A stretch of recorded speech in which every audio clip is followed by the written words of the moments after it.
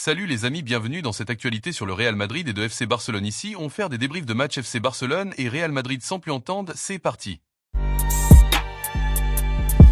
On commence par notre chez Rodrigo, qui vit un moment très difficile au Real Madrid. Depuis l'arrivée de Xavi Alonso, il est devenu remplaçant et Rodrigo envisage de quitter le Real Madrid pour aller en Angleterre.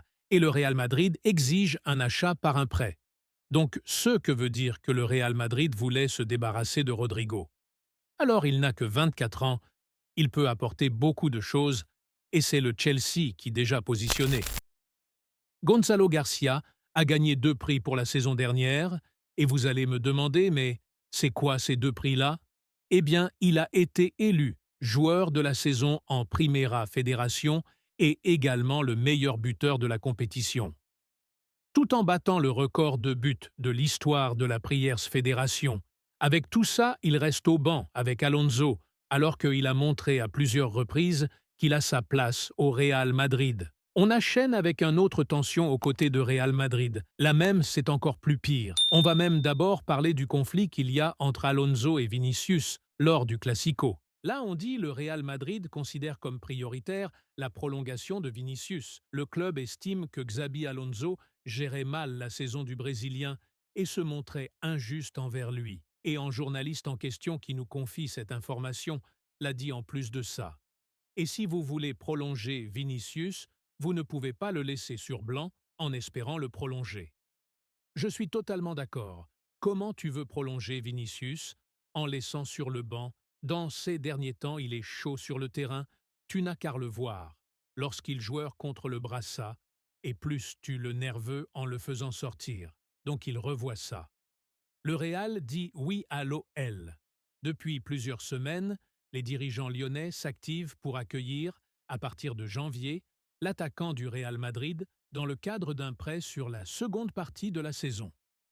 Alors que le jeune talent brésilien, convaincu par le discours de la direction et surtout de Fonseca, avait déjà donné sa préférence aux Gones, le club rhodanien devait encore s'entendre avec la Maison-Blanche. Et selon les informations du média Globo Esport, ce mardi, les Mérengues ont désormais validé l'idée d'un départ temporaire, sans option d'achat, du buteur de 19 ans à l'OL. Même si les deux équipes doivent encore finaliser des documents pour valider cet accord, elles se sont verbalement entendues sur les contours de cette opération. Et l'entourage d'Endrick se trouve déjà à la recherche d'un logement à Lyon. Le Real Madrid a annoncé ce lundi que Thibaut Courtois souffrait d'une blessure au muscle adducteur long de la jambe droite, confirmée à la suite d'examens médicaux réalisés dans la journée.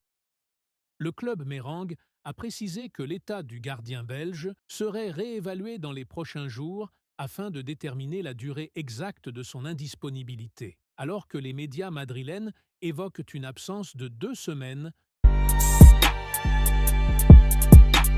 La Liga a déposé une plainte officielle après que Lamine Yamal ait été victime d'insultes verbales lors du match de Barcelone contre le Celta Vigo au Balaídos, rapporte Diario AS. La plainte souligne qu'une partie des supporters du Celta a scandé « Cocu, Cocu » en direction de l'ailier de 18 ans, tandis que d'autres cris de « piétine-le » ont été entendus, une fois dirigés vers Yamal et une autre fois vers Andreas Christensen. Le rapport de la Liga détaille 9 incidents publics survenus pendant ce match, incluant des insultes répétées envers les joueurs de Barcelone. Il cite également des cas séparés de chants offensants lors des rencontres Séville-Osasuna, Rayo Real Madrid et Valence-Betis. Le même week-end, l'instance dirigeante continue de surveiller de près le comportement des supporters, réaffirmant sa position contre la discrimination et la violence dans le football espagnol. On apprend que Rafinha est plus proche d'un retour de blessure que Pedri, rapporte Mundo Deportivo.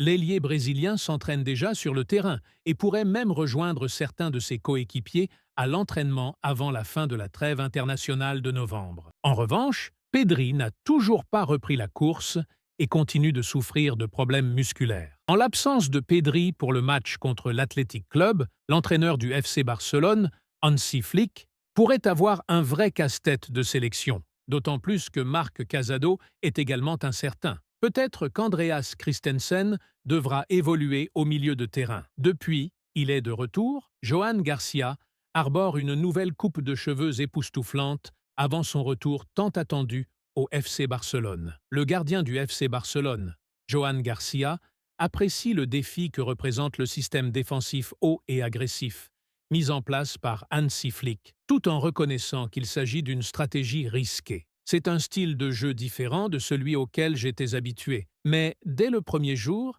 ils m'ont beaucoup aidé. Je dois encore progresser, mais je me sens déjà plus à l'aise, a déclaré l'ancien joueur de l'Espagnol. En tant que gardien, cela nous oblige à être plus attentifs tout au long du match. C'est une stratégie risquée, c'est vrai. Si l'adversaire joue avec moins d'espace, on provoque plus d'erreurs et on a plus la possession du ballon, mais il faut bien la travailler, car tout se joue à quelques centimètres près. Le portier espagnol devrait faire son retour après la trêve internationale, après avoir été opéré du genou fin septembre. Garcia, qui paraissait solide dans les cages avant sa blessure, sera un élément crucial du redressement du Barça et de ses espoirs de remporter un trophée cette saison. Autres infos, le retour de Lionel Messi au FC Barcelone en tant que joueur n'est pas envisageable, selon le président Joan Laporta. Malgré le souhait de Messi de revenir au Camp Nou, le club prépare un hommage grandiose pour lui. Le président du FC Barcelone,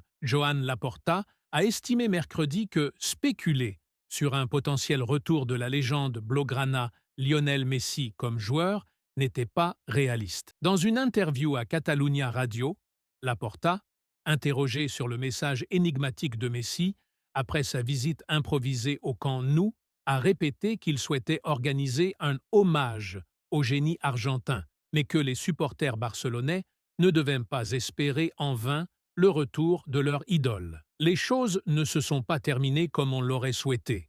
Si, d'une certaine manière, cet hommage peut réparer ce qui n'a pas été fait, je crois que ce serait une bonne chose. Mais avec l'immense respect que j'ai pour Messi, pour tous les professionnels du club et les sociaux, je crois que spéculer sur un éventuel retour en tant que joueur n'est pas réaliste, a-t-il expliqué. Le FC Barcelone souhaite recruter Harry Kane l'été prochain. La source indique que Kane est une priorité pour le Barça, devant des joueurs comme Victor Osimhen et Julian Alvarez. Kane est annoncé sur le départ du Bayern Munich l'été prochain, plusieurs clubs anglais, dont Manchester United et Tottenham, étant intéressés par sa signature. Nul doute que Kane dynamiserait immédiatement l'attaque barcelonaise s'il venait à remplacer Robert Lewandowski en début de saison prochaine. Le buteur anglais a déjà inscrit 23 buts en seulement 17 matchs avec le Bayern cette saison.